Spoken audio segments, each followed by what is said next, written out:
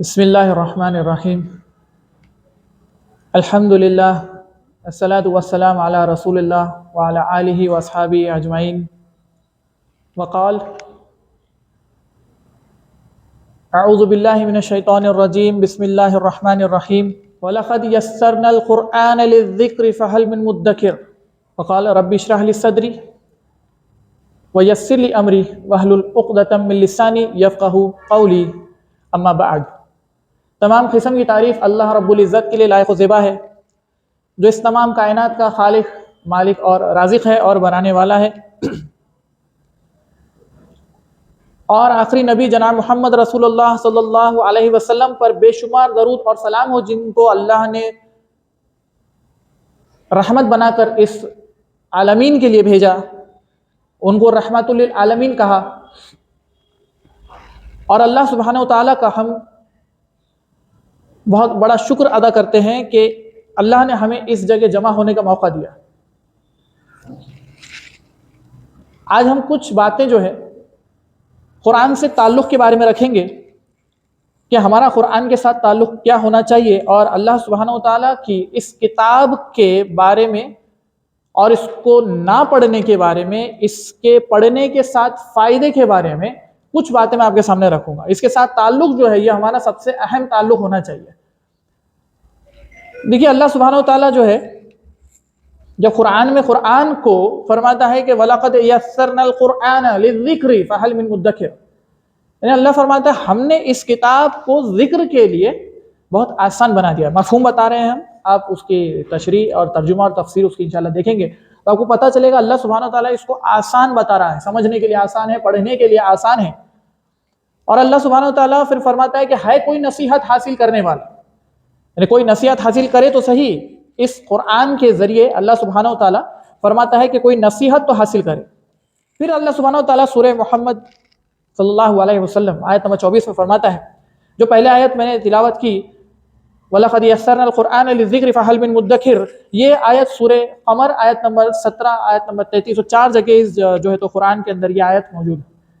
اسی سورہ میں سورہ قمر میں 4 مرتبہ اللہ سبحانہ و تعالیٰ نے فرمایا، ایک ہی سورہ میں 4 مرتبہ فرمایا کہ ہم نے آسان بنا دیا، اور جس چیز کو اللہ آسان کہے اس سے زیادہ آسان کوئی چیز دنیا میں نہیں ہو سکتی۔ میں بہت ساری چیزوں پہ آؤں گا انشاءاللہ، ہمارے جتنا قلیل وقت ہمارے پاس ہے اس کے اندر میں بہت ساری چیزوں کو جمع کرنے کی کوشش انشاءاللہ کروں گا، اگر اللہ نے موقع دیا اور باتیں ذہن میں آئی اگر انشاءاللہ تو ہم رکھیں گے کہ کیا کیا چیزوں سے ہم آسان چیزوں کو سمجھتے ہیں۔ اور آج ایک نعرہ مشہور کیا جاتا ہے آسان ہے، تو اللہ سبحانہ و تعالیٰ یہ نعرے کو دینے والا سب سے پہلا ہے جس نے فرما دیا آسان ہے ہمارا قرآن سمجھنے کے لیے، ہے تو کوئی نصیحت تو حاصل کریں۔ اور ہم نصیحت سے بہت دور چلے جا رہے ہیں، اس کے وجوہات بھی رکھوں گا انشاءاللہ۔ چند چھوٹی چھوٹی باتیں رہیں گی جو جمع کی ہوئی ہے علماء اکرام کی، مفسرین کی تفسیر میں سے اور قرآن کے واقعات میں سے، انشاءاللہ وہی ہمارے لیے ایک یاد دہانی ہوگی۔ قرآن کی باتیں وہ نہیں ہوتی جو ہم ہر بار آ کر نیا سنیں، کچھ ہوتا وہی ہے جو قرآن کے اندر 1400 سال سے اللہ سبحانہ و تعالیٰ نے اللہ کے نبی صلی اللہ علیہ وسلم پر اتارا ہے، اور وہی ہم بار بار جب پڑھتے ہیں تو ہر بار ہمیں کوئی اچھی نصیحت حاصل ہوتی ہے۔ تو سورہ محمد صلی اللہ علیہ وسلم میں اللہ سبحانہ و تعالیٰ فرماتا ہے افلا یتدبرون القرآن ام علی قلوب اقفالها، یعنی اللہ نے فرمایا کہ کیا تم قرآن میں غور و فکر نہیں کرتے یا ان کے دلوں پر قفل پڑے ہوئے ہیں۔ اب یہ جہاں پہ دل کی بات کی گئی، اللہ سبحانہ و تعالیٰ دل کی بات کرتا ہے کہ دلوں پر قفل ہے تمہارے، پہلی بات یہاں پہ کی گئی افلا یتدبرون القرآن، کیا یہ لوگ قرآن پر غور نہیں کرتے، تدبر نہیں کرتے۔ اور آپ دیکھیں گے تدبر اور تذکر یہ دو قرآن کے پڑھنے کے سمجھنے کے یہ دو الگ الگ طریقے ہیں۔ تذکر وہ ہوتا ہے جو ہم یہاں پہ کرنے کے لیے بیٹھے ہیں، ہم یہاں پر آئیں گے قرآن کی ترجمہ اور تفسیر جو پہلے سے موجود ہے ہم اس کو جوں کا توں بیان کریں گے۔ صرف ہوگا یہ کہ ہم نے تفاسیر سے جو علم حاصل کیا ہے اس کو آسان لفظوں میں لوگوں کے سامنے پیش کریں، ہمارا یہ کام ہوتا ہے۔ علماء اکرام اور مفسرین نے تفاسیر لکھ دیے ہیں، ہمارا صرف یہ کام ہے، قرآن سے یہ تعلق ہے ہمارا کہ ہم صرف قرآن کے پاس آئیں اور قرآن سے یہ تفسیر لوگوں کے سامنے بیان کریں، اپنے گھر والوں کے سامنے، اپنے لوگوں کے سامنے، اپنے رشتہ داروں کے سامنے، اور جو لوگ ہم سے تعلق رکھتے ہیں ان کے سامنے قرآن کا یہ پیغام رکھنا ہم پر فرض ہے۔ اللہ کے رسول صلی اللہ علیہ وسلم نے صحیح بخاری کی جو روایت ہے اس میں جو فرمایا تھا کہ اگر تمہیں ایک آیت بھی معلوم ہے بلغوا عنی ولو آیہ، اگر وہ ایک آیت بھی ہے تو بلغو، پہنچا دو لوگوں تک. پہنچا دینا یہ ہوتا ہے. ایک آیت کیا ہوتی ہے؟ قل هو اللہ احد، اللہ کہہ دو کہ اللہ ایک ہے، ایک اکیلا ہے.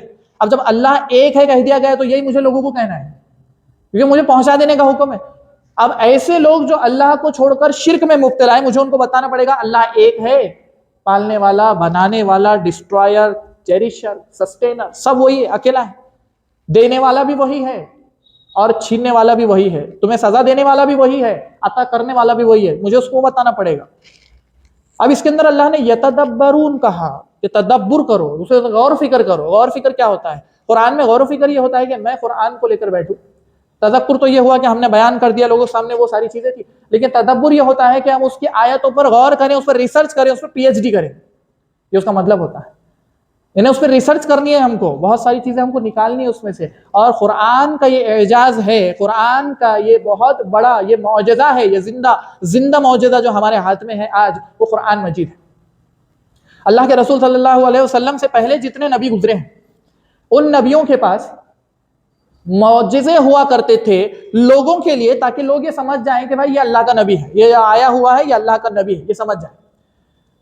اب اللہ سبحانہ و تعالیٰ نے قرآن جو ایک معجزہ دیا، جیسے چاند کے ٹکڑے ہونا اللہ کے رسول کے زمانے میں، بہت ساری اللہ کے رسول کی ذات سے منسلک بہت سارے معجزے ہیں، اور ان کا سب سے بڑا معجزہ قرآن مجید ہے.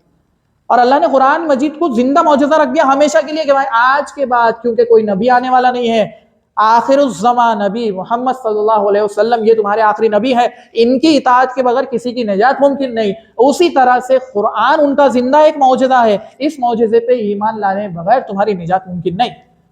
کیونکہ پرانے دور میں ایسے ہوتا تھا کہ جب نبی آتے تھے، اللہ کے نبی اور رسول آتے تھے، اور وہ رسول اپنی حجت قائم کر دیتے تھے، تو سامنے والے جو جاہل ہوتے تھے، جو کفار ہوتے تھے، جو نہیں ماننے والے ہوتے تھے، کفار یعنی کہ وہ لوگ جو اللہ کو نہیں مانتے تھے یا وہ انکار کرتے تھے پیغام کا، وہ لوگ مطالبہ کرتے تھے ان وقت کے رسولوں سے کہ ہمارے لیے کوئی معجزہ تو بتاؤ، لاؤ معجزہ لاؤ. اور جب معجزہ آ جاتا اس کو بھی اگر کسی نے انکار کر دیا تو اللہ کا پھر سیدھے عذاب آتا تھا. آپ سوچ کر دیکھیں ذرا، اللہ کے رسول صلی اللہ علیہ وسلم کے اوپر اللہ نے جب یہ لقب اللہ کے رسول کو عطا کیا نا، رحمت للعالمین، یہ اتنا بڑا لقب ہے، اتنا بڑا اللہ کا جو ہے تو ہمارے پہ انعام ہے، اللہ کی طرف سے ہمارے لیے نبی صلی اللہ علیہ وسلم کو رحمت بنانا اتنی بڑی بات ہے کہ اگر اللہ کے رسول صلی اللہ علیہ وسلم کے بھی ایک معجزہ اتارا جاتا اور یہ مطالبہ ہو جاتا کہ سب اس پر ایمان لا لو نہیں تو پوری قوم کے اوپر عذاب آ جائے گا، اگر یہ مطالبہ ہوتا تو ہم مسلمان امت کہلانے کے لائق بھی نہ بچتے تھے. کیونکہ ہم کتنے معجزوں کا انکار کرتے چلے آ رہے ہیں. قرآن کے معجزوں کا انکار کر لیتے ہیں ہم لوگ، جو زیادہ پڑھ لکھ لیتے ہیں وہ قرآن کے معجزوں کا انکار کر دیتے ہیں، زندہ معجزہ قرآن کا انکار کر دیتے ہیں. آج ایسے لوگ موجود ہیں جو قرآن کے بارے میں شک میں مبتلا ہے، تو ہمارا تعلق اس سے کمزور ہونے کی بنا پر شک ہو رہا ہے نا. اللہ کی اس کتاب پر شک ہو رہا ہے جو کتاب ان ساری باتوں کی تصدیق کرتی ہے جو اس سے پہلے ہے، اور ان ساری باتوں کی تصدیق کرتی ہے جو قیامت تک آنے والا ہے، اور قیامت کے بعد کا حال اس میں بیان کرتا ہے. آپ یہ سوچ کر دیکھیں کہ اللہ سبحانہ و تعالیٰ نے جو ہے اس پر غور و فکر کرنے کا حکم دیا. غور و فکر جو کرے گا اس کو اس طریقے کا علم اس میں سے ملے گا. مان لیجئے کہ اگر ایک سائنسدان جو ہے قرآن کو لیتا ہے اور قرآن کو لے کر پڑھنا شروع کرتا ہے تو اس کو جو آیتیں ملیں گی اس کو وہ سائنس کے ذریعے اس کو ایمان کی طرف لے کر آئے گی. اگر اللہ نے ہدایت دی، اگر وہ ہدایت کا طلبگار تھا تو اللہ کی ہدایت ملے گی، اور اس وجہ سے وہ سائنس سے جڑ کر ادھر قرآن کی طرف آ سکتا ہے. اور جو مسلمان یا غیر مسلمان کسی بھی فیلڈ کے ہو، چاہے وہ فلسفی ہو، چاہے وہ ایجوکیشن ایکسپرٹ ہو، چاہے وہ بزنس مین ہو، چاہے وہ ٹیچرز ہو، وہ جس نیت سے قرآن کو کھول کر پڑھنے کی کوشش کریں گے ان کو قرآن میں سے علم ملے گا. اب اس میں اللہ سبحانہ و تعالیٰ جو ہے کچھ چیزوں کے بارے میں قرآن کے اندر میں حکم دیتا ہے.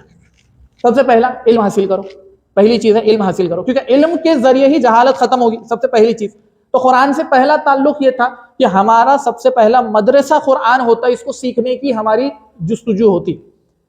اور قرآن کو سیکھنا یہ سب سے بڑی جو ہے اللہ کی طرف سے ہدایت ہوتی ہے کہ قرآن کو سیکھنے کے لیے کوئی وقت نکالے. آج قرآن کو سننے کے لیے لوگوں کے پاس وقت نہیں ہے، قرآن کو سیکھنے کے لیے وقت نکالنا یہ اللہ کی طرف سے ایک بہت بڑا انعام ہوتا ہے. اگر ہم اس انعام سے اگر محروم ہے تو سمجھیے کہ اللہ سبحانہ و تعالیٰ کی ہدایت سے محروم ہے. کیونکہ آج قرآن کو سیکھنے کے لیے اتنے چیزیں ہمارے سامنے موجود ہے، سوشل میڈیا کے ذریعے سے، آن لائن کورسز کے ذریعے سے، مکتب کے ذریعے سے، اتنی ساری چیزیں موجود ہے کہ آج قرآن کو نہ سیکھنے کا ایک بھی ہمارے پاس ایسا کوئی ریزن نہیں ہے جو ہم اللہ کے سامنے قیامت کے دن دے سکیں گے. یہ ٹیکنالوجیز اور یہ سب نہ ہوتی تب بھی ہمارے پاس کوئی عذر نہ ہوتا بیان کرنے کے لیے کہ اللہ ہم نے قرآن کو کیوں نہیں سیکھا.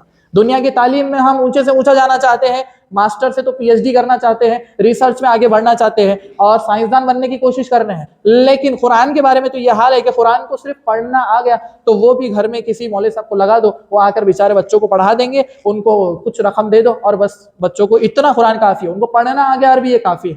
ہم نے یہ سمجھ لیا، اس لیے ہماری قرآن سے دوری ہو چکی ہے. قرآن سے تعلق اس وجہ سے کمزور ہو گیا کیونکہ ہم نے قرآن کا مطلب نہیں سمجھا، اس کی اہمیت کو نہیں سمجھا کہ ایکچولی یہ کتاب ہے کون سی، یہ کتاب ہے کون سی، یہ کتاب اتاری کیسے گئی ہے، اس میں سے کیا لینا چاہیے کیا نہیں لینا چاہیے. آج ہم موٹیویشن کی تلاش میں در بدر بھٹک رہے ہیں. اللہ کے رسول صلی اللہ علیہ وسلم کی بہت ساری اگر باتوں کو جمع کرنے کی کوشش کریں اور ان کو سمجھنے کی کوشش کریں تو اس سے بڑا موٹیویشن دنیا میں کوئی نہیں ہے. یہ سب سے بڑا موٹیویشن ہے ہمارے لیے، دنیا کے لیے، ہمارے لیے ایک ایسی انعام ہے، اللہ کا ایک ایسا انعام ہے ہمارے اوپر کہ ہمارے ذہنوں کو اس سے سکون ملتا ہے. ایک تو قرآن کے بارے میں آتا ہے اللہ بذکر اللہ تطمئن القلوب، کہ قرآن کے علاوہ، اس کتاب کے علاوہ دلوں کو سکون کسی چیز سے نہیں ملے گا. آپ ٹرائی کر لیجئے، آپ میوزک سن کر دیکھ لیجئے، آپ الگ الگ تھیریپی کر کے دیکھ لیجئے، آپ فزیو تھیریپی سے جا کر پوچھئے یا مینٹل تھیریپی والوں سے پوچھئے، کسی بھی چیز سے سکون دینے کا کام دنیا میں نہیں ہوتا. دنیا آج پریشان ہے، وہ دوائیں بنا رہی ہے، وہ الگ الگ طرح کے تھیریپیز بنا رہی ہے، لیکن وہ پریشان ہے کہ سکون نہیں مل رہا. سکون قلب کہاں پر ہے؟ تو سکون قلب اس قرآن کے اندر ہے، لیکن لوگوں کو معلوم نہیں ہے، لوگ اس میں سے سیکھنے کے لیے تیار نہیں ہیں. اچھا سیکھیں تو کیا سیکھیں؟ تعلق بنائے کیسا؟ آج ہم کچھ بات اس پہ بھی کر لیتے ہیں، تعلق بنائے کیسے قرآن سے. دور ہم تو ہوتے جا رہے ہیں، ذلت اور پستی میں جا رہے ہیں. اللہ کے رسول صلی اللہ علیہ وسلم کے دور میں صحابہ اکرام وہ تھے جو ایسی زندگی گزار رہے تھے جو جہالت پہ مبنی تھی.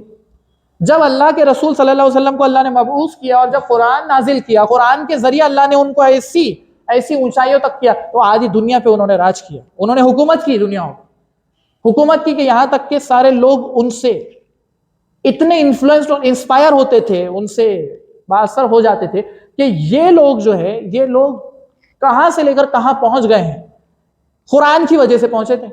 جب ان لوگوں نے قرآن کو چھوڑا، بعد آنے والوں نے، جیسے بہت سارے سائنسدان آئے، مسلمان سائنسدان تھے، گولڈن ایج ہماری پوری چلی گئی. اس کے بعد میں جو 15ویں صدی کے بعد سے اگر آپ دیکھیں گے، آج 2022 چل رہا ہے، 15ویں صدی کے بعد سے جب آپ دیکھیں گے کہ قرآن کو لوگوں نے چھوڑنا شروع کیا اور وہ دنیا کے عیش پرستی میں لگ گئے.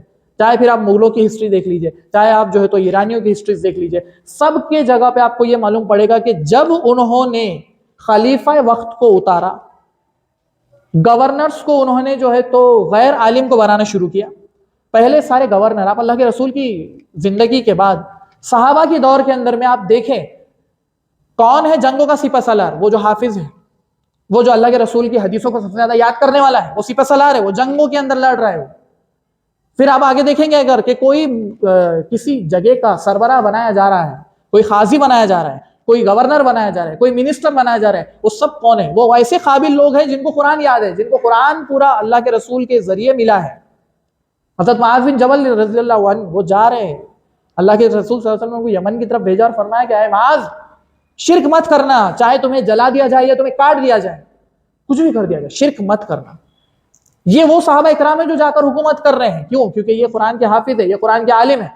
اور جب یہ حکومت اور یہ علم جب ان کے پاس سے نکل جاتا ہے، لوگوں کے پاس سے نکل جاتا ہے، پھر تاتاری آ جاتے ہیں، پھر وہ لوگوں کو جو ہے تو کاٹنا شروع کرتے ہیں، مارنا شروع کرتے ہیں، اور یہ سلسلہ چلتا رہتا ہے یہاں تک کہ ہم دیکھتے ہیں مغلوں کی ہسٹری، نوابوں کی ہسٹری، نظام کی ہسٹری، سارے لوگوں کی ہسٹری دیکھ لیں گے تو ہم کو سمجھ میں آتا ہے کہ ان کے پاس کوئی بھی عہدیدار ایک دین کا عالم نہیں تھا. ایک دین کا عالم نہیں ہے ان کے پاس، کوئی عہدیدار دین کا عالم نہیں ہے، کوئی بڑا بادشاہ ان کے پاس میں کوئی بھی قرآن کا حافظ نہیں ہے. کچھ ایکسیپشن ہے. اورنگزیب رحمۃ اللہ علیہ وہ قرآن کو خود لکھتے بھی تھے اپنے ہاتھ سے، یہیں پر بیٹھ کر قرآن کو لکھتے بھی تھے، ٹوپیاں بناتے تھے اور لوگوں کو جو ہے تو اس سے ہی وہ اس ملک پر حکومت کرتے تھے. ایکسیپشنز کچھ ہے، لیکن اس میں بھی قرآن کو پکڑنے کی وجہ سے ان کو عروج ملا، اور جب قرآن کو چھوڑا تو اس کے بعد میں پھر مغلوں کے آپ نے ہسٹری دیکھا کہ ختم ہو گئے. آج پوری دنیا میں ایسی کوئی حکومت موجود نہیں ہے جس نے قرآن کو اپنا ایک نظام بنایا ہے اور وہ اس کے ذریعے حکومت کرتے ہیں.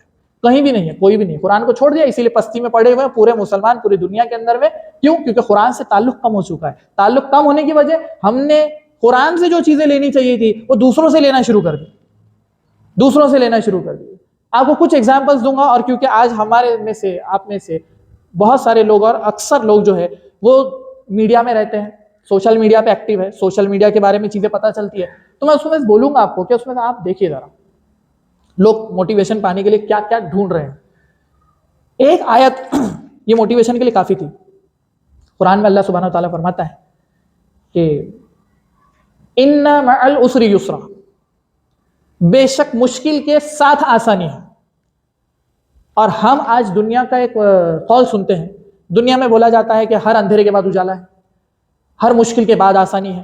یہ دنیاوی قول ہے. اللہ کا قول سنیں, اللہ کا قول کو اپنے ذہنوں میں بٹھائیں اور اس کے اوپر ایمان رکھیں. اللہ فرماتا ہے ہر مشکل کے ساتھ آسانی ہے. ساتھ ہے, اسی کے ساتھ ہے, مشکل کے اندر ہے. تم مشکل میں ہو, اللہ کی آزمائش ہو سکتی ہے. تم مشکل میں ہو, اللہ کی طرف سے سزا ہو سکتی ہے. آزمائش ہے تو اس کے اوپر پورا اترنا پڑے گا. آزمائش پہ کیسے اترے, پورا کیسے اترے, چلیے دیکھتے ہیں. قرآن ہی سے تعلق بڑھاتے ہیں تھوڑا سا. قرآن کے اندر آپ اگر دیکھیں گے, حضرت ابراہیم علیہ السلام بہت بڑے موحد اس دنیا کے, سب سے بڑے موحد اس دنیا کے, ایسے توحید پرست جنہوں نے بت شکنی کی, اپنے باپ کے علاوہ پوری قوم کو انہوں نے جو ہے تو جواب دیا. ان کے بارے میں آپ دیکھتے ہیں ذرا. اللہ سبحانہ تعالیٰ فرماتا ہے سورہ شعراء سورہ نمبر 26 آیت نمبر 70 سے لے کر 85 تک, پورا پڑھ کر دیکھیے. اللہ سبحانہ تعالیٰ فرماتا ہے کہ وَاتْلُ عَلَيْهِمْ نَبَأَ ابراہیم, انہیں ابراہیم کا واقعہ تو سنا دو. یعنی کہ اللہ کے رسول صلی اللہ علیہ وسلم کو اور مسلمانوں کو یہ حکم ہو رہا ہے کہ سناؤ. کن لوگوں کو؟ مسلمانوں کو, عام مسلمانوں کو سناؤ. کیا سناؤ؟ ابراہیم کا واقعہ. اس میں کیا لیں گے ہم؟ قرآن سے جڑنا ہے نا, تعلق قائم کرنا ہے نا قرآن سے. کیسے کریں گے؟ چلو دیکھتے ہیں نا, ایک دو چھوٹے چھوٹے ایگزامپل دیکھتے ہیں, پھر میں آپ کو بتاتا ہوں کہ ہم کدھر بھٹک رہے ہیں اور ہدایت کہاں چھپی ہے. اللہ سبحانہ تعالیٰ فرماتا ہے کہ جب انہوں نے اپنے باپ سے اور اپنی قوم سے کہا کہ تم کس کی عبادت کرتے ہو, ابراہیم اپنے باپ کو اور اپنے قوم کو بول رہے ہیں, اپنے باپ کو بول رہے ہیں. کیا بول رہے ہیں کہ بھائی کس کی عبادت کرتے ہو؟ وہ جواب دیا کہ ہم ان بتوں کی عبادت کرتے ہیں. بت بنے ہوئے تھے بہت سارے, ان کی عبادت کرتے ہیں. اور فرمانے لگے کہ ہم تو ان کے مجاور بن بیٹھے. تو آپ نے فرمایا کہ تم انہیں پکارتے ہو, کیا یہ تمہیں سن سکتے ہیں؟ آیت نمبر 72, بہت بڑی آیت, بہت بڑا سوال. حضرت ابراہیم پوچھتے ہیں ان لوگوں سے جو بتوں کی پوجا کر رہے ہیں, ان سے پوچھا, اپنے باپ سے پوچھا کہ کیا جن کو تم پکارتے ہو سنتے ہیں کہ تمہاری بات؟ کیا وہ تمہیں کسی قسم کا نفع پہنچا سکتے ہیں؟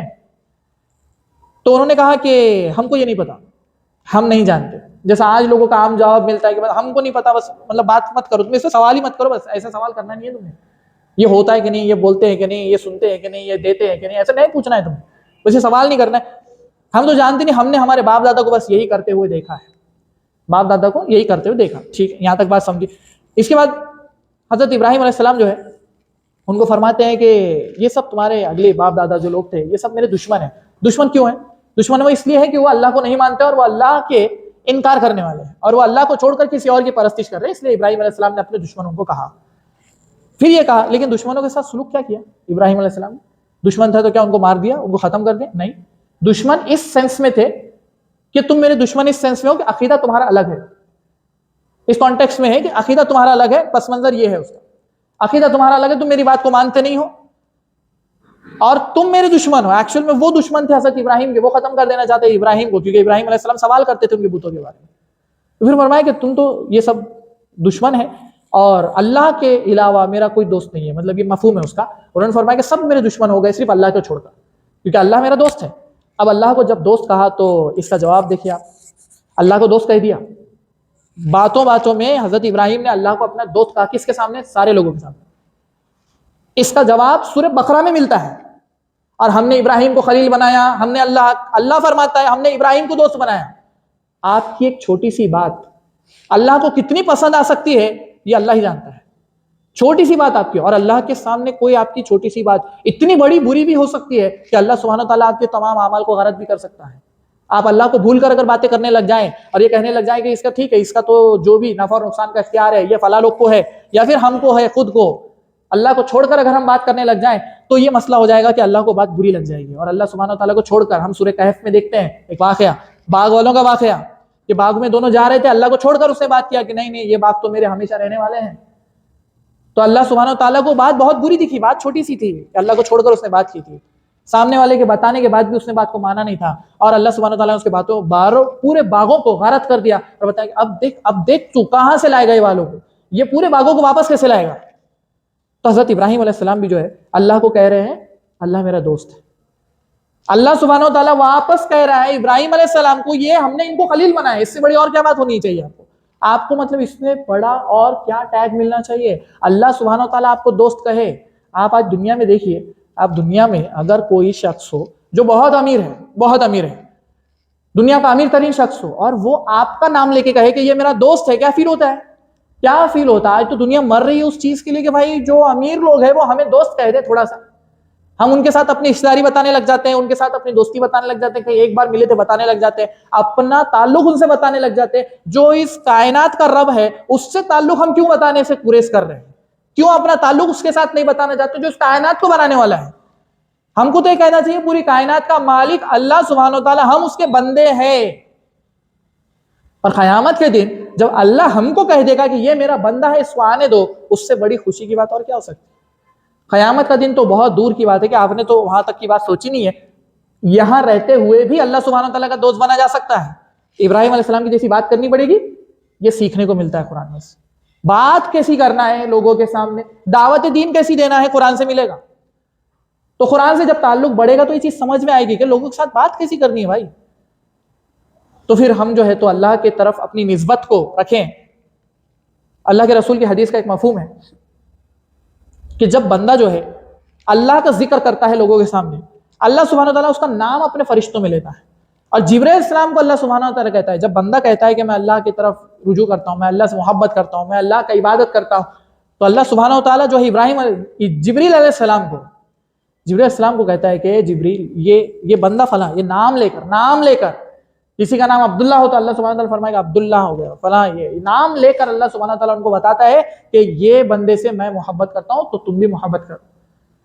وہ جا کر پورے فرشتوں سے کہتے ہیں، اس سے بڑی اور کون سی آپ کو کریڈٹ ہونا چاہیے، آپ کو اور کیا ٹائٹل ہونا چاہیے کہ آپ کا نام ساتوں آسمان کے اوپر فرشتوں کے بیچ میں لیا جا رہا ہے، فرشتے آپ کو پہچانتے ہیں کہ جس دن ہماری موت ہوگی، جب ہم اللہ کے سامنے سرخرو ہوں گے تو فرشتوں کو معلوم ہوگا یہ وہ بندہ ہے جس کے بارے میں اللہ پہلے فرمایا کرتا تھا، آج آیا ہے وہ یہاں پر۔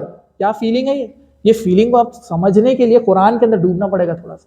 یہ فیلنگ اگر سمجھنا ہے کہ وہاں پر ہمارا استقبال ہو، فرشتے ہمیں پہچانے، کیسے پہچانیں گے؟ اللہ سبحانہ وتعالیٰ ان کو تعارف کرائے گا نا، نہیں تو فرشتے تو کوئی اپنے دل سے بات کرتے نہیں ہے، جو اللہ کہہ دیتا ہے وہی بات کرتے ہیں۔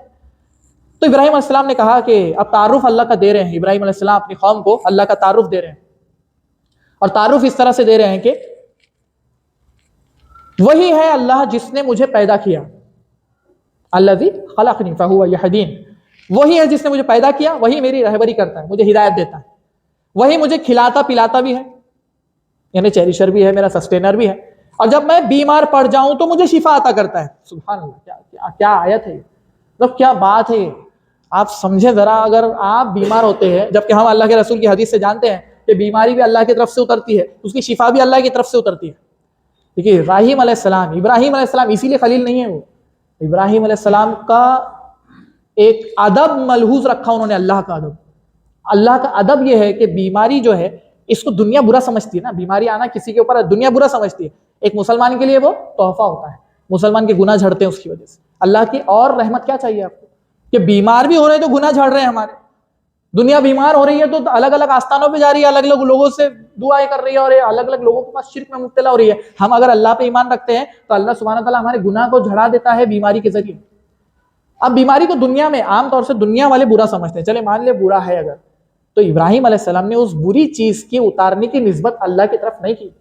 ادب یہ تھا کہ انہوں نے فرمایا کہ جب میں بیمار ہوتا ہوں، اپنے ہاتھوں کی کرتوت ہوتی ہے نا، بیمار ہونا تو ہماری کرتوت ہوتی ہے، اپنے ہاتھوں کی ہوتی ہے، کوئی پیٹ کی بیماری کے ذریعے بڑھتا ہے، کوئی زیادہ کھانے کی وجہ سے، کوئی کم کھانے کی وجہ سے، اکثر بیماریاں تو پیٹ سے شروع ہوتی ہے، تو بندہ اپنے ہاتھ سے بیمار ہوتا ہے۔ تو ابراہیم صاحب فرماتے ہیں جب میں بیمار ہوتا ہوں تو شفا وہ دیتا ہے، یہ اللہ کا ادب ہے۔ اللہ کو بات کتنی پسند آ رہی ہے ان کی۔ پھر فرماتے ہیں کہ وہی مجھے مار ڈالے گا پھر زندہ کرے گا. پہلے مارے گا کیونکہ ابھی تو میں زندہ ہوں تمہارے سامنے نا, تو مجھے مار دے گا, مجھے مارنے کے بعد قیامت کے دن زندہ بھی کرے گا, جس سے میری یہ امید ہے کہ وہ روز جزا میں میرے گناہوں کو بخش دے گا. حضرت ابراہیم کہہ رہے ہیں, یہ ابراہیم خلیل اللہ جو گناہ سے پاک ہستی ہے, وہ کہہ رہی ہے کہ میرے گناہوں کو بخش دے گا, اور امید رکھتا ہوں میں. شور شارٹ نہیں ہے بات, ایسی نہیں کہ میں لکھا کر سرٹیفکیٹ لایا ہوں میں ابراہیم خلیل اللہ ہوں اور جو تو مجھے اللہ جنت نصیب کرے گا. امید کرتا ہوں. یہ بات کہنے کا ایک انداز ہوتا ہے, ہر بات میں آپ اللہ کو اپنے اوپر قائم رکھتے ہو, اس بات کا انداز ہوتا ہے کہ میرے ہاتھ میں کوئی طاقت نہیں ہے, میں تو خود جنت میں نہیں جا سکتا, میں خود اپنے ہاتھ سے تو نیک کام نہیں کر سکتا, اللہ کی رحمت ہوگی تب میں جاؤں گا. اور اس بات کو اللہ کے رسول صلی اللہ علیہ وسلم نے آ کر پورا کیا. آپ صلی اللہ علیہ وسلم فرماتے ہیں, صحابہ کے درمیان بیٹھے ہوئے ایک مفہوم ہے حدیث کا, فرماتے ہیں کہ کوئی شخص بھی جنت میں نہیں جائے گا سوائے اللہ کی رحمت کے. صحابہ نے ڈرتے ہوئے پوچھ لیا, اللہ کے رسول آپ بھی نہیں, مطلب رحمت کی ضرورت آپ کو بھی ہے؟ تو فرمایا کہ اللہ کی رحمت کی ضرورت مجھے بھی ہے, اللہ مجھے اپنی رحمت میں ڈھانپ لے گا اور میں چلا جاؤں گا. اللہ کے رسول بھی اپنی گارنٹی نہیں لے رہے ہیں کہ میں اپنے اعمال کے بھروسے پہ جا سکتا ہوں.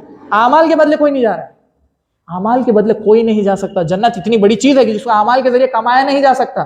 اللہ کی رحمت طلب کرنے کے لیے اللہ نے دعائیں سکھائی, پھر اسی لیے دعائیں سکھائی کہ عمل کرو, نیک عمل کرو اور اللہ کی رحمت طلب کرو. جب طلب کرو گے تب اللہ کی رحمت مل جائے گی. اللہ رحم کیوں نہیں کرے گا؟ اللہ تو ایسے لوگوں پر رحم کرتا ہے. ایک کتے کا آپ نے اگزامپل بہت ساری بار سنا ہے, اکثر علماء کرام اس کو بیان کرتے رہتے ہیں. بنی اسرائیل کا شخص ایک کتے کو پانی پلا دیتا ہے, اللہ رحم کر دیتا ہے, اس کو بخش دیتا ہے.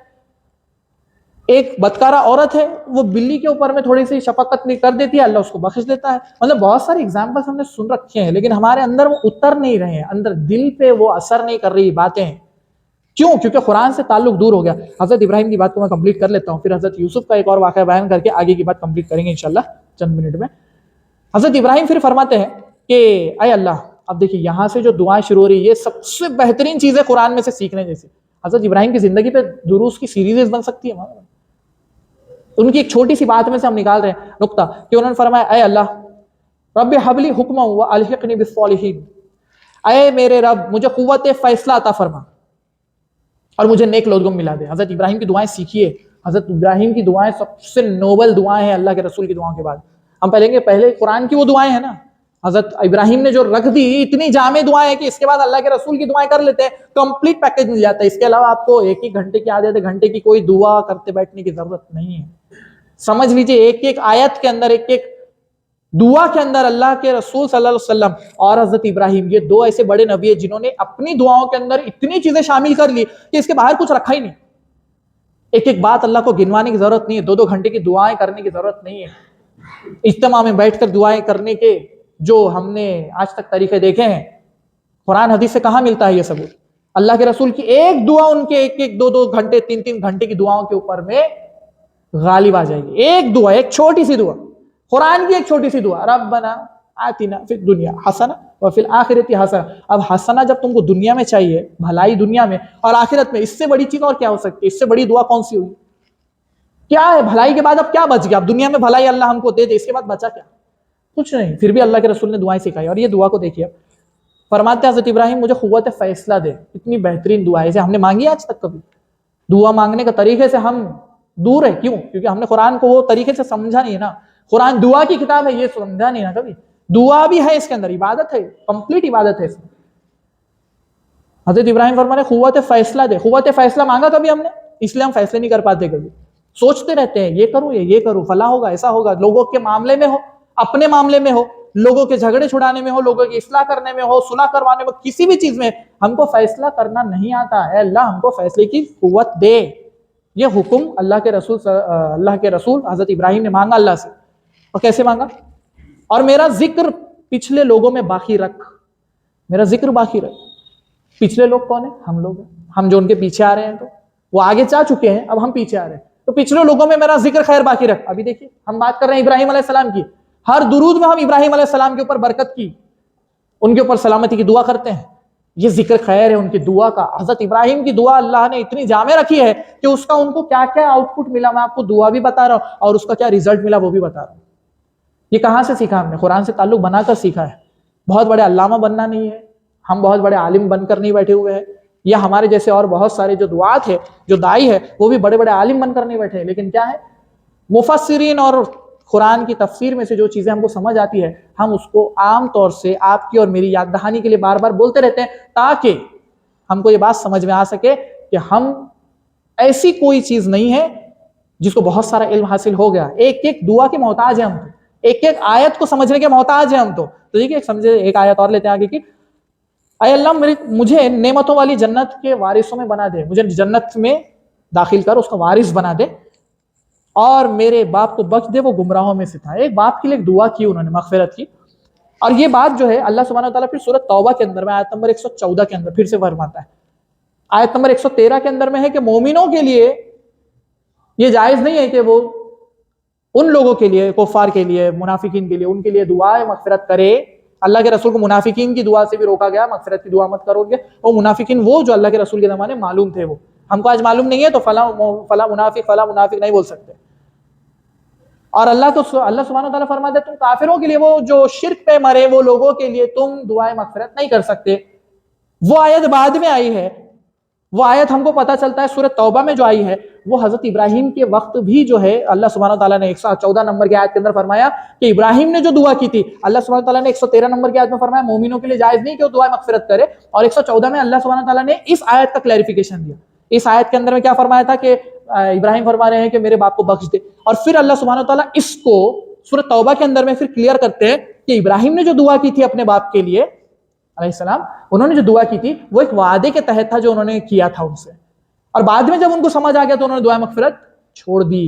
اور فرماتے ہیں وہ حضرت ابراہیم کہ جس دن تو مجھے پیدا کرے گا اس دن جو ہے مجھے رسوا نہ کر۔ یہ ان کی باتیں تھی۔ اس میں ان باتوں میں سے ایک چیز بہت اچھی سمجھ میں آئی کہ قوت فیصلہ انہوں نے مانگا۔ دیکھیے ذرا ابراہیم علیہ السلام کے فیصلوں پہ نظر ڈالیے، پھر سمجھ میں آئے گا کہ قرآن سے تعلق ہونے کے بعد آپ کو کیا مل سکتا ہے۔ دیکھیے ذرا قوت فیصلہ یہ تھا کہ جب اللہ کا حکم ہوا کہ اپنے بیوی اور بچے کو چھوڑ دو، کہاں چھوڑ دو؟ ایک صحرا کے اندر میں جہاں کوئی نہیں ہے وہاں چھوڑ دو۔ حضرت ابراہیم جاتے ہیں، ان کو چھوڑتے ہیں اور پلٹ جاتے ہیں، اور پلٹ کر دیکھتے بھی نہیں ہیں۔ یہ قوت فیصلہ ہے۔ یہ فیصلہ آپ میں سے اور میرے میں سے کسی کے اندر یہ جرت ہے، کسی کے اندر ایسی ہے کہ جو ہم اپنی بیوی کو، اپنی فیملی کو ایک ایسی جگہ چھوڑ دے جہاں کوئی نہیں ہے، کوئی آدم زاد نہیں ہے، کوئی وہاں پہ جانور نہیں ہے، کوئی نہیں ہے، کوئی چیز نہیں ہے، وہاں پہ چھوڑ دے اللہ کے بھروسے پر، پلٹ کے بھی نہ دیکھے۔ ہمارا تو یہ حال ہوتا ہے کہ ہم گھر میں سے 10 بار باہر نکلنے کے بعد میں نیچے سے، گیلری میں سے، کھڑکی میں سے، ہر جگہ سے اللہ حافظ بولتے رہتے۔ ہمارا یہ حال ہے اپنے فیملی کے بارے میں۔ اور حضرت ابراہیم علیہ السلام کا قوت فیصلہ اتنا اسٹرانگ ہے کہ انہوں نے اپنی بیوی بچوں کو چھوڑ دیا، پلٹ کے بھی نہیں دیکھا۔ کیوں؟ جب ان کی بیوی نے پیچھے سے کہا کہ کیا یہ اللہ کا حکم ہے، تو کہا کہ ہاں، بس اتنی بات کہی انہوں نے، اللہ کا حکم ہے، اور چھوڑ دیا اور چلے گئے۔ اب وہ بیوی جو ہے، جو اللہ کے نبی حضرت ابراہیم سے ہی تعلیم یافتہ ہے، ان کے بارے میں تو ایک پوری الگ تفصیل ہے کہ کیسے تعلیم حاصل کی، اور ان کی ایمان کی یہ نوعیت ہے کہ انہوں نے جب سن لیا کہ اللہ کا حکم ہے، بس چلے گئے، بس ختم۔ ابھی تو کوئی پوچھنا نہیں، دوسرا سوال ہی نہیں، کس کے بھروسے پہ چھوڑ کے جا رہے ہو، کیا دے کر جا رہے ہو، کھانے کے لیے کچھ نہیں پڑا۔ دوسرا فیصلہ ان کا دیکھیے، دوسرے فیصلے کی بات کروں گا صرف، اس کے بعد اگلی بات دیکھتے ہیں۔ دوسرا فیصلہ، جب بڑے ہوتے ہیں، جب ان کے بیٹے اسماعیل جب بڑے ہوتے ہیں تو حضرت ابراہیم علیہ السلام جو ہے، اتنے سالوں کے بعد ایک بیٹا ہوا اسماعیل، اور اسماعیل جب بڑے ہو جاتے ہیں تب اللہ حکم دے رہا ہے خواب کے اندر میں کہ اس کو ذبح کر دو۔ جب دیکھ رہے ہیں کہ اسماعیل کو ذبح کرنا ہے تو اس کو ذبح کرنے کے لیے لے کے جا رہے ہیں۔ یہ قوت فیصلہ ہے۔ فیصلہ لے لیا انہوں نے کہ میں لے کر جا رہا ہوں، اللہ کا حکم ہے، کرنا پڑے گا، اس کے اندر دوسرا کوئی آپشن نہیں، کوئی سوال نہیں۔ اللہ سے پوچھا نہیں اللہ دوسری کوئی عبادت ہے کیا، میں کر لوں کیا، یہ نہیں ہو سکتا میرے سے، یہ کر لوں کیا، کوئی نہیں، سوال نہیں ہے، سیدھے جا رہے ہیں بس۔ یہ قوت فیصلہ اس کو بولتے ہیں۔ حضرت ابراہیم کی یہاں سے دعائیں دیکھیں، اس کے بعد جو ان کو ملا سورہ بقرہ میں پڑھ کر دیکھیں۔ قرآن سے تعلق جب بنے گا نا تب آپ کو سمجھ میں آئے گا کون سی قرآن کی آیتیں کون سے دوسری آیتوں کے ساتھ جڑی ہے۔ یہ کیسے ملتا ہے؟ صرف قرآن کو پڑھنے سے ملتا ہے میرے بھائی، قرآن کو صرف پڑھنے سے ملتا ہے۔ اور جو لوگ دیکھ رہے ہیں ان لوگوں سے بھی میری گزارش ہے، قرآن کو صرف پڑھ کر تھوڑی دیر سمجھ کر دیکھیے، آپ کو خود سمجھ میں آئے گا کہ اس کا لنک وہاں مل رہا ہے، اس کا لنک یہاں مل رہا ہے فلاں۔ یہ خود اللہ سبحانہ وتعالیٰ علم دینا شروع کرتا ہے، اللہ کی طرف سے علم اترتا ہے، یہ چیزیں سمجھ میں آتی ہے۔ تفاسیر کو مطالعہ کریں۔ آج ہمارے لوگ ہیں بڑی بڑی ناولیں ختم کر رہے ہیں، بڑے بڑے سیریلز ختم کر رہے ہیں، دیکھ دیکھ کر سیریزز ختم کر رہے ہیں، 500 ایپیسوڈز دیکھے جا رہے ہیں سیریزز کے۔ لیکن قرآن کے بارے میں اگر ایک ان کو بتا دیا جائے کہ بھائی 10 ایپیسوڈ کا ایک بہت بڑا پروگرام ہے جس کے اندر قرآن کے مسائل بیان کیے گئے ہیں، یہ دیکھ لو، 30 منٹ کا ایک ایپیسوڈ ملے گا، وہ دیکھنے کے لیے ہمارے پاس وقت نہیں ہے، اس کے لیے بولتے ہیں کہ بھائی نہیں، وہ جب وقت آئے گا تب دیکھ لیں گے۔ تو پھر اب ہم پہ سزا اگر نہیں آئے گی تو پھر کس پر آئے گی؟ قرآن کو چھوڑ کر ہم کن چیزوں سے حاصل کر رہے ہیں اس چیزیں؟ حضرت ابراہیم کی بات ہوئی، حضرت یوسف کا سوچ کر دیکھیے ذرا. حضرت یوسف علیہ السلام، حضرت یوسف کو ان کے بھائی لوگ، کیا مطلب ایک چھوٹا بچہ، آپ سمجھ رہے ہیں ان کی بات کو؟ قرآن سے سیکھنا ہے، یہ کیا قرآن سے تعلق بنے گا نا تو یہ سیکھنے کو ملے گا. سورہ یوسف اٹھائیے، سورہ یوسف کو پڑھنا شروع کیجیے. پڑھنے کے اندر کوشش کریے کہ عربی اگر سمجھ پائیں تو عربی سے ڈائریکٹ سمجھنے کی کوشش کریں، اگر نہیں سمجھ پاتے ترجمہ پڑھ کر سمجھنے کی کوشش کریں، تفسیر کا مطالعہ کریں، اچھے اچھے علماء اور مفسرین کی تفسیر موجود ہے اس کو پڑھیں. اس میں سے کیا ملتا ہے؟ حضرت یوسف چھوڑ دیا گیا، یوسف کو ان کے بھائیوں نے چھوڑ دیا. ایک بچہ جس کو کنویں میں ڈال دیا اس کے بھائی لوگوں نے، بچپن سے ظلم کا شکار ہے وہ اور بنیامین. بچپن سے ظلم کا شکار ہے کہ اپنا خواب، اپنی خوشی ابا کے سامنے تو بول سکتے ہیں، بھائیوں کے سامنے بول بھی نہیں سکتے. ایسی آزمائش تو ہم پہ نہیں آئی ہے نا، اللہ سبحانہ وتعالیٰ محفوظ رکھے ایسی چیزوں سے. اور یوسف کو ڈال دیا لے جا کر کنویں کے اندر، ایسا سوکھا کنواں جس میں پانی بھی نہیں ہے، ایسے کنویں میں ڈال دیا کہ ان کو کوئی امید بھی نہ ہو کہ یہاں کوئی آئے گا. پانی نہیں ہوتا ہے جس کنویں میں تو وہاں کوئی جھانکنے بھی نہیں جاتا ہے. جس کو معلوم ہو کہ بھائی اس کنویں میں پانی نہیں ہوتا تو کوئی جائے گا بھی نہیں وہاں پہ، کچرا ڈال دیتے ہیں لوگ جا کے وہاں پہ. وہ کنویں کے اندر حضرت یوسف جو ہے اندر ہے، اور ایمان کیا ہے؟ اللہ پہ ہے کہ اللہ نکالے گا، کیونکہ خواب میں اللہ نے کچھ دکھایا ہے. خواب میں اگر اللہ نہیں بھی دکھاتا تو ہمارا ایمان یہ ہے کہ وہ نبی اللہ پر اتنا ایمان رکھتے کہ وہ اس وقت بھی یہ ایمان رکھے ہوتے کہ اللہ سبحانہ تعالیٰ مجھے یہاں سے نکالے گا. اور اللہ نے ان کو نکالا. پھر وہ پوری آپ کو بات معلوم ہے. اس کی اگلی بات بہت امپورٹنٹ ہے، وہاں پر بہت اہم ہے، سیکھنے جیسی ہے. قرآن سے تعلق بنے گا نا تو کیا سیکھیں گے آپ؟ دیکھیے حضرت یوسف جو ہے آزمائش کے طور پہ ایک منسٹر کے گھر میں ہے، کیونکہ جب ان کو اللہ سبحانہ وتعالیٰ فیوچر میں منسٹری دینے والا ہے، جب فیوچر منسٹری دینے والا ہے تو ان کو منسٹری کے اصول سکھانا تو پڑے گا نا. تو اس کے لیے وہ وہاں ہے. وہاں پہ آزمائش ہوئی، وہاں پہ ساری چیزیں ہوئی، آپ کو پورا واقعہ معلوم ہے. اس کے بعد جیل میں گئے. جیل میں جانے کے بعد اپنے ساتھیوں کو دعوت کر رہے ہیں. ان کو پوچھ رہے ہیں کہ بہت سارے مالک جو ہے، بہت سارے مالک کا غلام ہونا اچھا ہے یا ایک مالک کا غلام ہونا اچھا ہے؟ کیا سبحان اللہ، کیا بات ہے. مطلب دعوت کا اس سے بڑا کوئی ہو سکتا ہے کیا؟ ایسا پوائنٹ جس کو سامنے والا انکار ہی نہ کر سکے. اس کو پوچھ لیا انہوں نے، بہت سارے مالک ہو، وہ غلام اچھا ہے یا ایسا غلام جس کا ایک ہی مالک ہو؟ کون اچھا ہے؟ تو یہ باتیں جب آپ قرآن کے اندر سے دیکھیں گے بہت ساری چیزیں، تو آپ کو اس میں سے سمجھ میں آئے گی کہ اللہ سبحانہ وتعالیٰ نے یہ ہمارے لیے نازل کیا. یہ جو واقعات اللہ سبحانہ وتعالیٰ نے بتائے یہ ہمارے لیے بتائے، یہ ہمارے لیے ہے. اب لاسٹ کچھ پوائنٹس ذکر کرتا ہوں اور پھر میں بات اس پہ مکمل کروں گا انشاءاللہ. کہ قرآن مجید سے اعراض جو ہم کرتے ہیں، ابھی ہم قرآن سے جو دور ہے، تعلق نہیں بن پا رہا ہے، اس کی سزا کیا ہے اور اس کا علاج کیا ہے. بس یہی بات پہ اپنی بات مکمل کریں گے. دیکھیے قرآن مجید سے اعراض اور اس کی سزا، اس کے اوپر گھنٹوں بات کی جا سکتی ہے، اللہ کی احکام کو بیان کیا جا سکتا ہے. اعراض کرنا کیا ہوتا ہے؟ اعراض کرنا تو یہ ہوتا ہے کہ اس کی تلاوت نہ کی جائے. پہلی بات، قرآن کی تلاوت چھوڑ دی ہم نے، سال گزر گیا قرآن کی تلاوت نہیں ہو رہی ہے. پہلی چیز یہ وہ کتاب ہے جو بچپن سے لے کر آج تک ہمارے گھر میں موجود ہے، اور کچھ بدقسمت ایسے بھی لوگ ہیں جن کے گھر میں ترجمے والا قرآن موجود نہیں ہے، اور ہمارے گھر میں قرآن موجود ہے اور ہم دنیاوی کتابیں پڑھ کر ختم کر رہے ہیں، ماسٹرز کر رہے ہیں، پی ایچ ڈی کر رہے ہیں، لیکن یہ قرآن ہم سے ختم نہیں ہو پایا ابھی تک، کہ مکمل نہیں ہو پایا، پڑھنا مکمل نہ ہو پایا، ترجمے کے ساتھ نہ ہو پایا. تو اس سے بڑی جو ہے تو ذلت اور خواری کیا ہو سکتی ہے؟ پھر ہم چاہ رہے ہیں کہ ہمیں دنیا میں انعام ملے، دنیا میں ہم سرخرو ہو جائیں، سب کے ساتھ میں ہمارے جو ہے تو اللہ سبحانہ وتعالیٰ ہم پر انعام اکرام کرے. کیسے؟ ہمارے اعمال ویسے ہے ہی نہیں. ہمارے اعمال تو کیا ہے؟ اس کا ایک مسئلہ یہ بھی ہوتا ہے کہ لوگ جو ہے وہ صلاحیت ہونے کے بعد بھی وہ تدریس بھی نہ کر پائیں، تدریس بھی نہ کریں. قرآن کو پڑھا سکتے ہیں لیکن قرآن کو پڑھائیں نہ، قرآن کو سیکھ سکتے ہیں قرآن کو سیکھیں نہ. یہ بھی اعراض کرنے کے معاملے میں آتا ہے، یہ بھی اعراض کرنے کے معاملے میں آتا ہے. اور علماء کرام نے یہاں تک لکھا ہے کہ قرآن کے مطابق فیصلے نہ کرنا بھی قرآن سے اعراض کرنے کے برابر ہے. قرآن کا حکم ہے سود کو چھوڑ دو، ہم قرآن کے مطابق فیصلہ نہیں کر رہے، قرآن کے مطابق فیصلہ نہیں کیا، یہ بھی جو ہے قرآن سے اعراض کے معنی میں. اور بہت ساری چیزوں کے اوپر میں اللہ سبحانہ وتعالیٰ نے جو ہے فرمایا. سورہ طٰہٰ اس کی آیت نمبر 124 کے آگے اگر آپ پڑھیں گے تو اس کے اندر میں اللہ سبحانہ وتعالیٰ فرماتا ہے کہ جو لوگ قرآن سے اعراض کرتے ہیں، جو لوگ قرآن سے اعراض کرتے ہیں، وَمَنْ أَعْرَضَ عَنْ ذِكْرِي فَإِنَّ لَهُ مَعِيشَةً ضَنْكًا.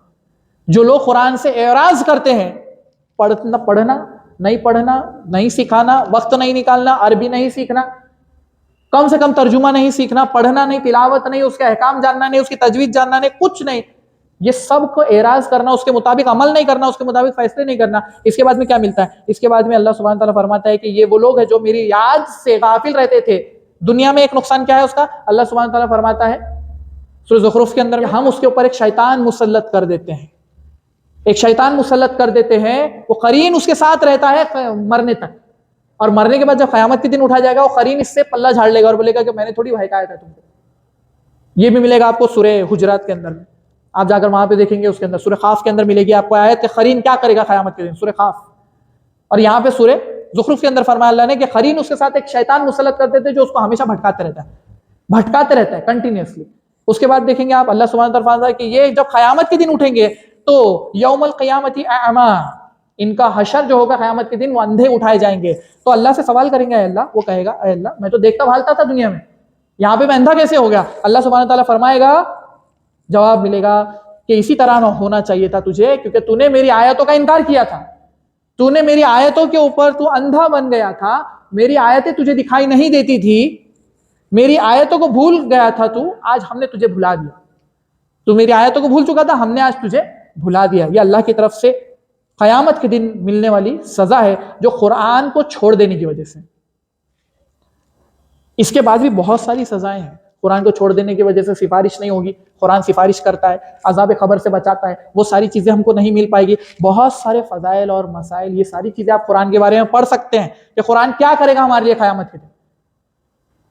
اس کو پڑھنا، اس سے علم حاصل کرنا، یہ ہمارا سب سے بڑا کام ہونا چاہیے۔ اب ہم نے وہ چھوڑ دیا، چلیے آخری بات رکھتے ہیں کہ کیا حل کیا ہے اس کا، یہ ساری باتوں کا حل کیا ہے؟ اگر قرآن سے تعلق جوڑنا ہے تو کیا ہوگا؟ تو پہلی چیز ہم کو قرآن کی طرف واپس جڑنا پڑے گا۔ جڑنے کا طریقہ کیا ہے؟